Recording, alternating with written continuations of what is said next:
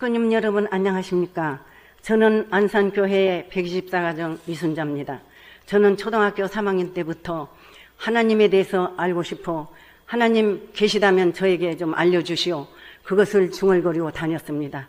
그러다 중학교 졸업할 무렵에 교회를 나가면은 하나님을 알 수 있겠다 싶어서 장로교를 나갔습니다. 고등학교도 성경고등학교를 갔습니다. 그런데 장로교를 나가봐도 하나님에 대해서 분명히 알려주는 것이 없었고 다니면 다닐수록 뭔가 의심만 나고 마음이 허전해서 그러다 서울로 올라갔습니다.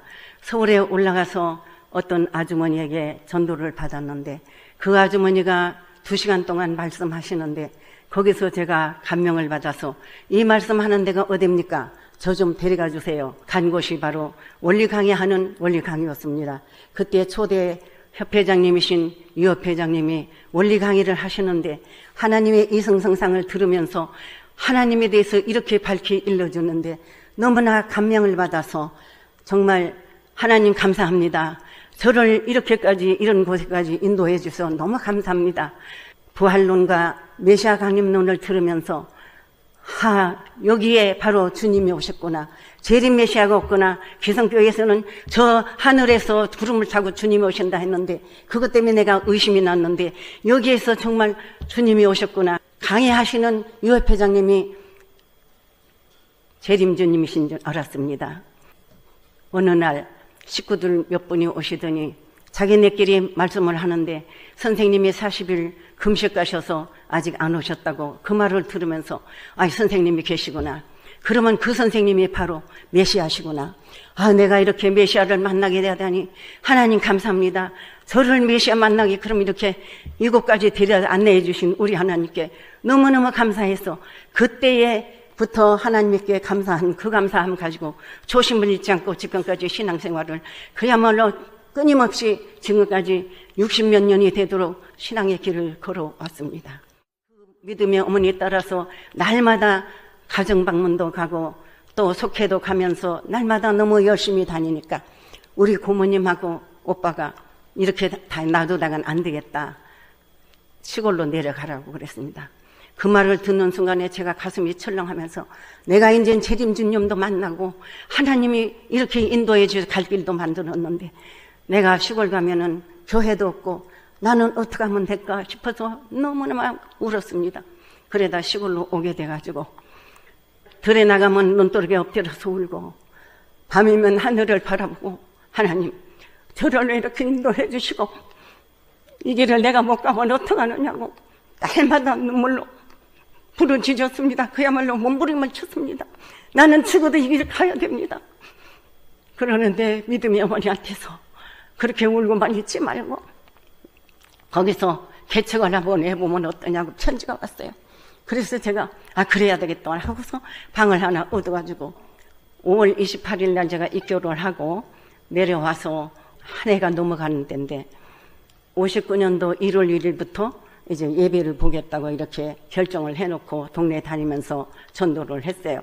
그래서 1월 1일부터 정말 개척을 시작해서 청년들하고 의논해가지고 4월 3일 날 흑장을 박았는데 흑장을 찍으면 530장을 찍었어요. 하나 그렇게 찍으면은 2, 3일이면은 교회를 칠 수 있는 준비가 된다 하더라고요. 그런데 하루가 지나서 비가 오기 시작하는 거예요. 얼마나 기가 막혀서 제가 그냥 대포탄 껍데기에다가 줄을 껴가지고 종을 만들어 그거를 막 울면서 치니까 들에 나갔던 어른들이 막 달려와가지고 흙벽돌을 쌓아놓고 집으로 덮어놓고 했는데 비가 한 3일 동안 계속 오니까 그냥 다 무너져서 못 쓰게 됐어요.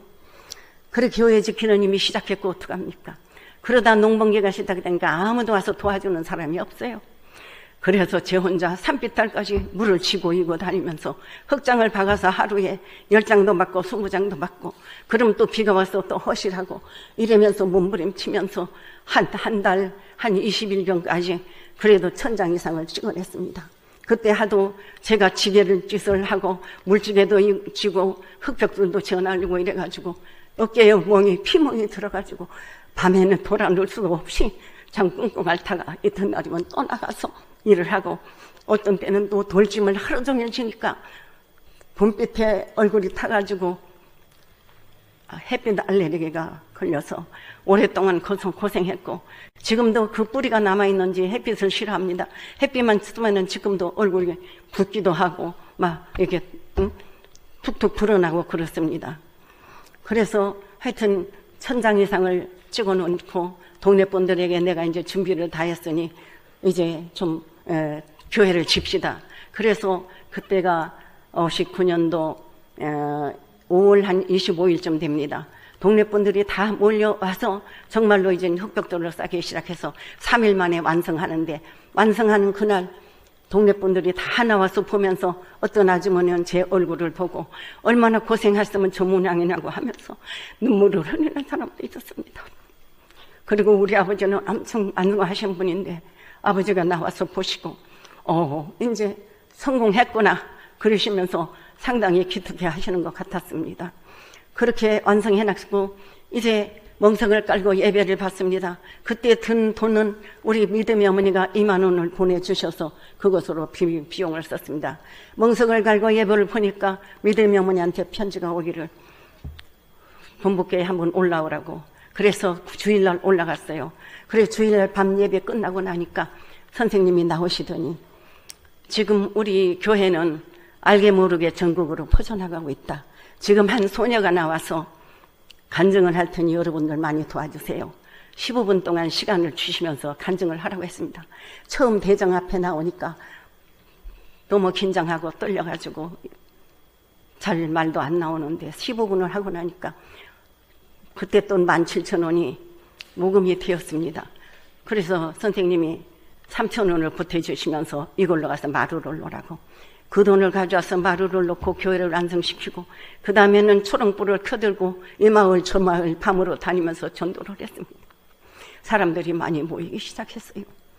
그런데 내가 전평강에 3번 듣고 후평강에 2번 들은 것이 내 실력의 전부인데 내가 실력을 좀 쌓아야 되는데 수련을 가야 되겠다 했는데 1차 수련 때는 교회 개척 시작할 때라 못 가고 또한 2차 수련 때는 교회 지키기 시작해가지고 하는 때를 못 가고 3회 수련을 가서 수련을 받고 그때 7일 금식도 그때 했습니다.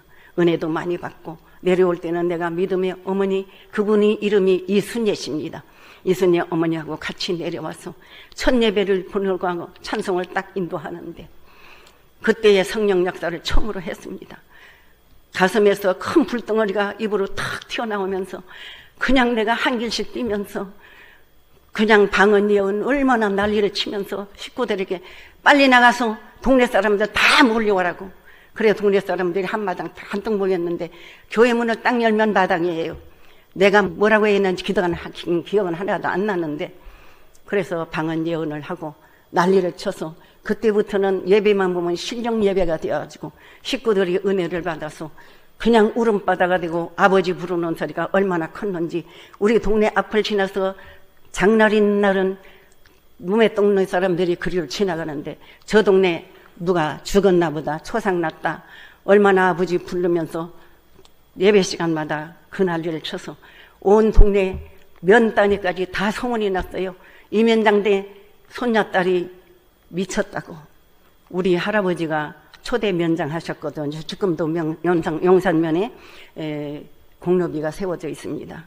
그래 미쳤다고 소문이 나서 제가 시장에 나가가지고 얼굴을 들고 다닐 수가 없었고 그 역사하고 난데 동네도 다닐 수가 없었어요. 얼마나 부끄러워가지고. 그리고 하루 저녁에는 또 역사가 났는데 그 명정씨 잘요. 명정이가 우리 조카뻘돼요. 우리 앞집에 사는데 역사가 나서 명정아 너 빨리 가서 이병헌이 데리고 와 그랬어요. 이병헌 씨가 누구냐 하면 저희 셋째 오빠예요. 이병헌이 데리고 와. 그래서 가가지고 아저씨 교회에서 빨리 오시래요. 그랬대요. 그러니까 우리 오빠도 잘라고 누웠다가 벌떡 일어나가지고 교회를 왔는데 문 앞에 와서 들어갈까 말까 하는데 안에서 이병헌 왔으면 빨리 들어오지 왜 안 들어와? 그러니까 자기도 모르게 어떤 바람이 확 몰려치면서 문을 확 열고 들어왔는데 딱 바라보니까 동생으로 안 보이고 아주 위험한 어떤 모습으로 보여서 그냥 마룻바닥에 엎드렸는데 누가 등을 꽉 밟는 것 같이 꼼짝을 할 수가 없어가지고 그냥 거기서 많이 울었답니다. 그 얘기는 그때 못 듣고 그런 역사를 하고 난 뒤에 오빠를 별 못먹이 없어가지고 집에서도 피해 다녔어요. 근데 몇십 년 후에 고향에 갔을 때 어디에 놀러 갔는데 오빠도 같이 와서 그때에 그 사람들에게 대하고 오빠가 그 간증을 해결해주고 그때서 오빠가 그러한 역사를 받고 나서 며칠 동안 어깨도 아프고 등허리를 쓸 수가 없이 아팠답니다. 그 소리를 그때서 들었습니다. 그래서 알게 됐습니다. 그런 역사뿐만 아니라 영적인 역사가 많았습니다. 60년도에 전도를 40일 개몽했을 때 우리 교회에서 청년 5명이 전도를 나갔습니다. 그래서 40일 갔다 와서 저는 40일 가서 저는 시장 복판에다가 칠판을 걸어놓고 원리 강의를 하니까 길에 나가면 애들이 저게 말 다루는 아가씨 간다고 손가락질을 하고, 그래서 내가 우리 원리 말씀이 얼마나 위대하고 우리 말씀이 얼마나 귀한 말씀이면은 내가 말 다루는 사람 그런 소리까지 듣게 되는가 너무나 감사했습니다. 다녀와가지고는 성경을 보니까 선지자는 자기 고향에서 대우를 못 받는다는 그런 성경 구절을 읽고 나도 타지에 가서 개척 정도를 해야겠다 해서 지구장님에게 편지를 올렸더니 충남 보령으로 가라고 답이 왔습니다. 지금까지 철이 들었으면 내가 다른 데 가지 않고 거기서 전도를 했으면 그때 한 5, 60명씩 이웃 동네에서도 모여들고 했을 텐데 거기서 식구들을 수습하고 전도를 했으면 성과를 거뒀을 텐데 정말 무식하면은 용감하다는 말과 같이 무식하기도 하지만은 철도 없었고 앞만 보고 달릴 줄만 알았습니다. 그래서 객주에 나가가지고 얼마나 고생을 했는지 얼어 죽지 않는 것이 하나님의 은사고 굶어 죽지 않는 것이 참 하나님의 은혜라고 저는 한마디로 그렇게 말하고 싶습니다. 그래서 거기서 이제 대천 보령 지역장으로 나가 있을 때 엄청 고생했습니다. 정말로 거기서. 아버님이 저만 보면 항상 아는 체 해주시고 이순자 부르고 무임에 가서 저를 찾아주시고 상당히 사랑을 많이 받았습니다. 그런데 저는 그때 정말로 화장이라고는 해본 일 없고 단방 치마에 그야말로 꽃저고리 다 떨어진 양말에 검정 고무신 낡은 고무신 그렇게 신고 가니까 정말 70여가지 했다가 몇 번 맞춰주셨는데 이상하게 안 되더라고요. 다 차서 제가 그 자리에 못 들어갔습니다. 거기에 못 들어가고 난 뒤에는 그때 아버님 말씀도 올해 하나 내년에 하나 마찬가지라고 정말 그런 줄 알았습니다. 그런데 딱 70여 가정이 정해지고 나니까 그 다음에는 모이라 무슨 집회가 있으면 축복가정 찾고 인도자들 모이라 소리는 없더라고요. 제가 거기서 소외감을 느끼고 1년 동안 많이 고민을 했습니다.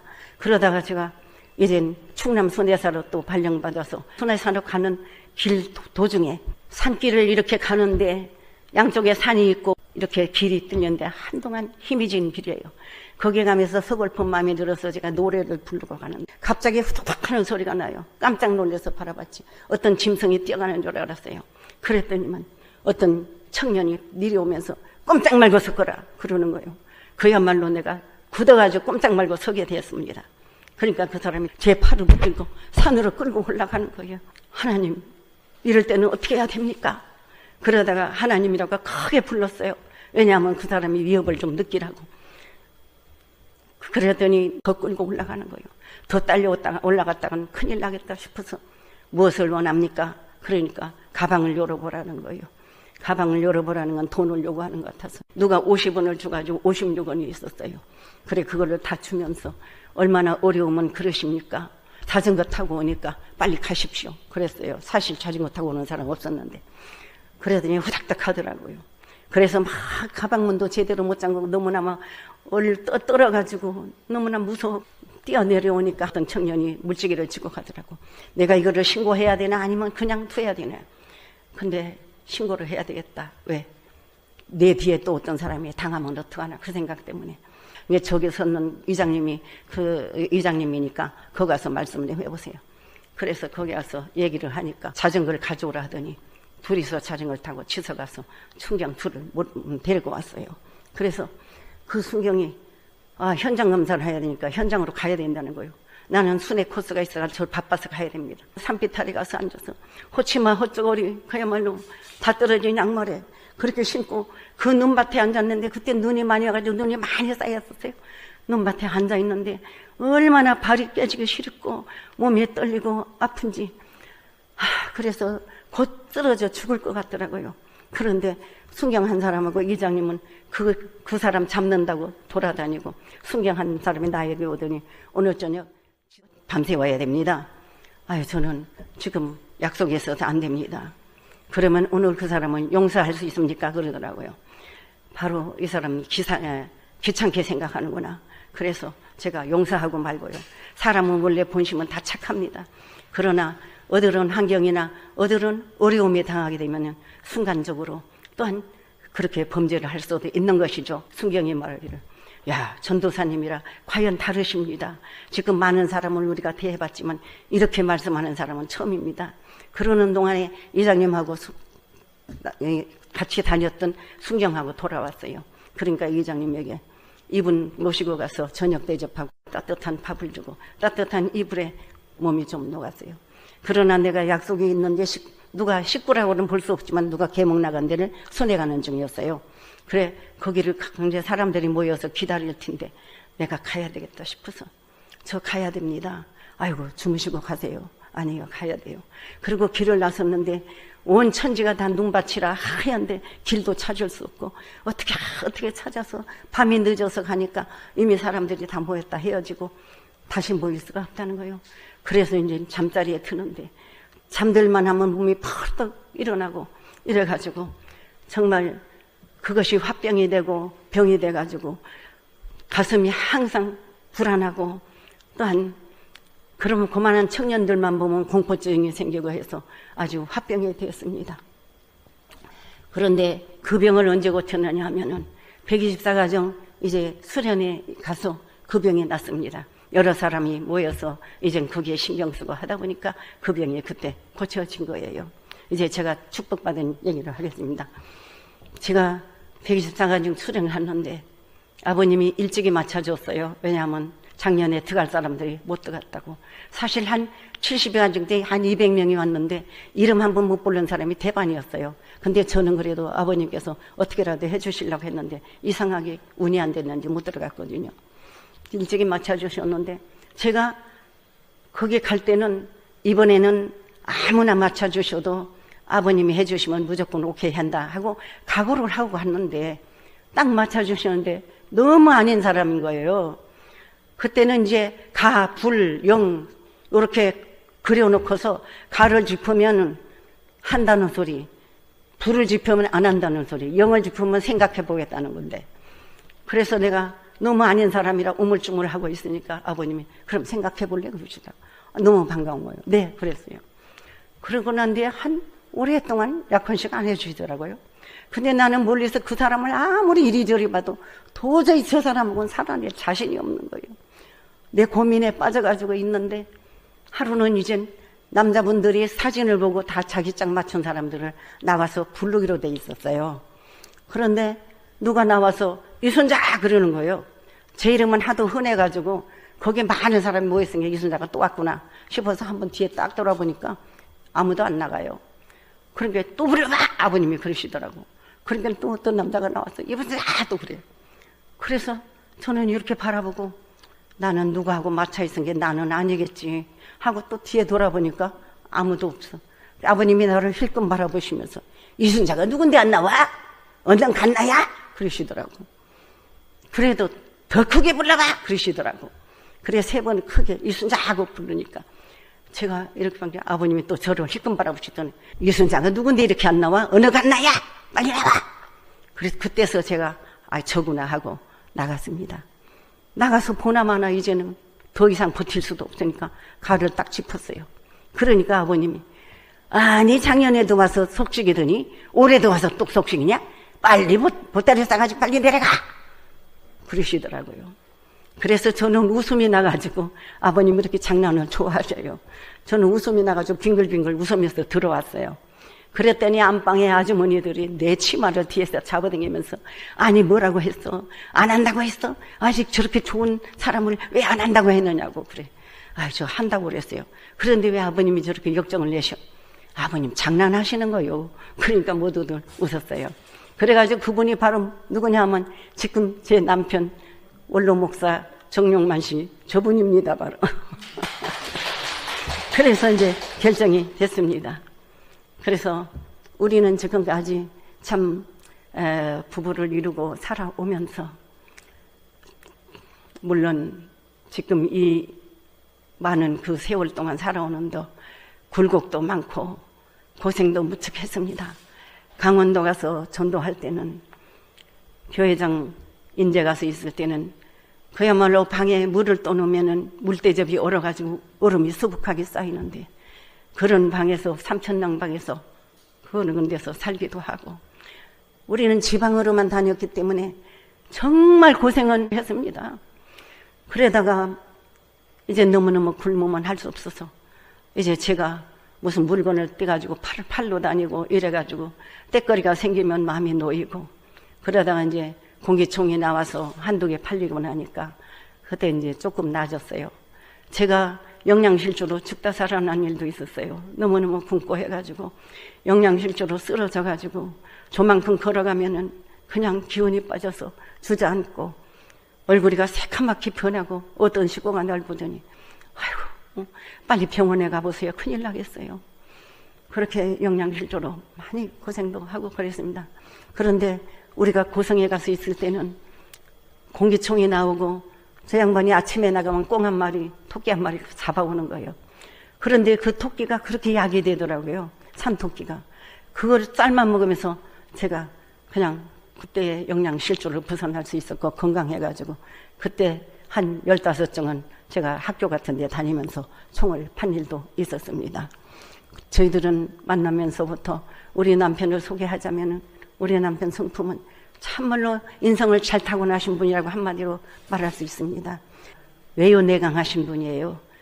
아주 참 성품이 모든 사람들을 사랑할 줄 알고 품어주고, 나는 외강 내유한 사람이고 저분은 외유내강한 사람이요. 그래 우리 둘은 잘 맞고, 그래도 제가 따지고 보니까 팔도 강산 다 다녔더라고요.